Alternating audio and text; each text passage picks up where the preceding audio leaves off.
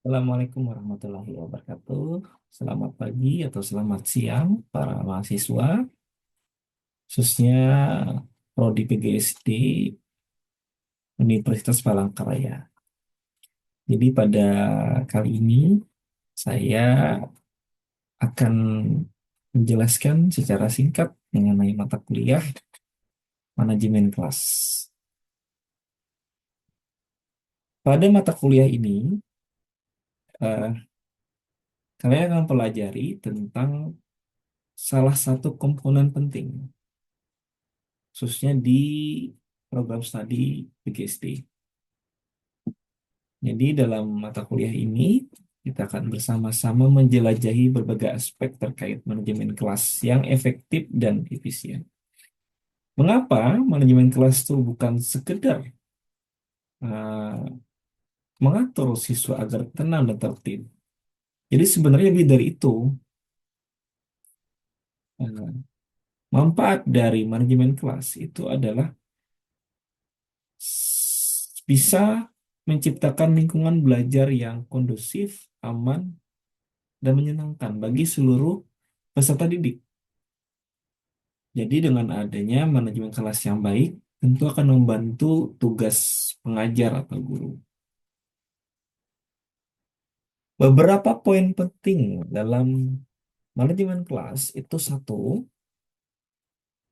bisa menciptakan suasana belajar yang positif. Jadi siswa itu merasa nyaman, termotivasi, dan terlibat aktif dalam pembelajaran. Kemudian kedua, bisa mengoptimalkan waktu pembelajaran, jadi waktu tidak terbuang secara percuma-cuma, ya. Jadi bisa mengatasi masalah kedisiplinan atau gangguan lainnya. Dan yang ketiga juga bisa meningkatkan hasil belajar siswa. Jadi siswa bisa dapat fokus belajar dan mencapai tujuan pembelajaran dengan lebih baik. Apa yang akan kita pelajari dalam mata kuliah ini?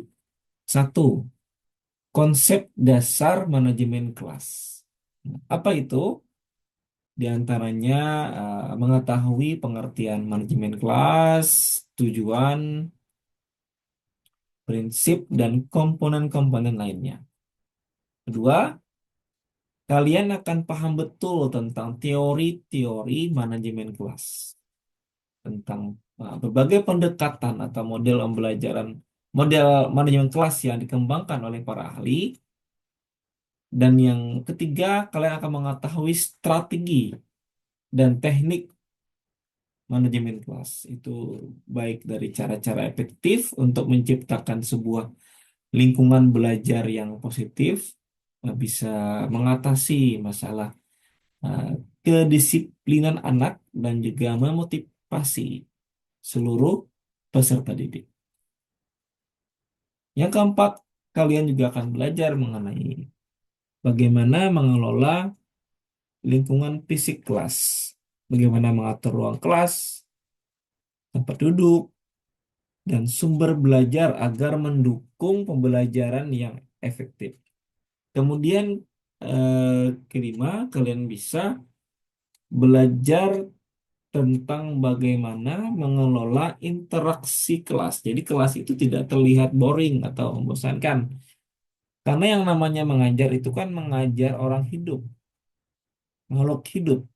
Tentu mereka itu bisa memberikan respon, ya kan?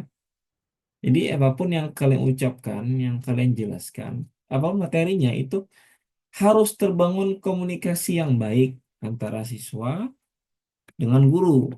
Jadi ada hubungan yang positif dan juga mungkin bisa mengatasi kalau ada konflik, baik konflik antara guru dengan murid atau antara murid dengan murid. Begitu. Kemudian yang keenam, kalian bisa mengetahui bagaimana memanajemen kelas inklusif. Bagaimana mengelola kelas yang heterogen atau yang berbeda-beda dengan berbagai karakteristik siswa. Karena di dalam kelas itu kan tentu eh, karena banyak orangnya, ya mungkin ada 30, 28 atau 20. Tentu mereka berasal dari berbagai latar belakang. Jadi dengan cara eh, tahu atau mungkin menguasai tentang manajemen kelas inklusif, maka kalian bisa menghandle-nya dengan baik. Terus bagaimana kita belajar? Khususnya pada mata kuliah ini, kita akan belajar dengan pendekatan yang interaktif dan kolaboratif. Kita saling bertukar ide, kemudian berdiskusi, ada tugas kelompok. Kita mungkin akan mengadakan studi kasus, dan juga saya pribadi akan mendorong kalian untuk aktif bertanya dan bisa berpartisipasi dalam setiap sesi perkuliahan. Karena jumlahnya ada 14 kali pertemuan ya, di eh, 7 kali sebelum UTS dan 7 kali sebelum final test. Apa yang diharapkan kalian semua setelah belajar mata kuliah ini? Jadi saya harap kalian punya semangat belajar yang tinggi, bersedia dengan ikhlas, berpartisipasi aktif dalam diskusi. Jadi jangan cuma diam aja, harus aktif ya. Aktif ngomongnya, tapi ngomongnya jangan asal bunyi. Yang harus ada isinya lah ya. Mengerjakan tugas yang diberikan dengan sungguh-sungguh, jangan ragu untuk bertanya jika ada yang kurang paham. Jadi saya yakin bahwa dengan mempelajari mata kuliah ini, seluruh mahasiswa akan bisa eh, mendapatkan pengetahuan dan keterampilan yang berharga dalam mengelola kelas secara efektif dan efisien. Karena nanti kalian semua akan menjadi guru ya. Menjadi guru, dia harus benar-benar paham apa itu manajemen kelas. Nah, saya kira itu saja perkenalan ya untuk mata kuliah ini. Jangan lupa subscribe, like, dan share konten ini dan tinggalkan komentar untuk seluruh mahasiswa yang mengambil mata kuliah ini. Khususnya mata kuliah yang saya handle. Berikan kesimpulan singkat mengenai mata kuliah manajemen kelas. Jangan lupa kasih nama dan nomor induk mahasiswa. Terima kasih. Wassalamualaikum warahmatullahi wabarakatuh. Selamat pagi atau selamat sore.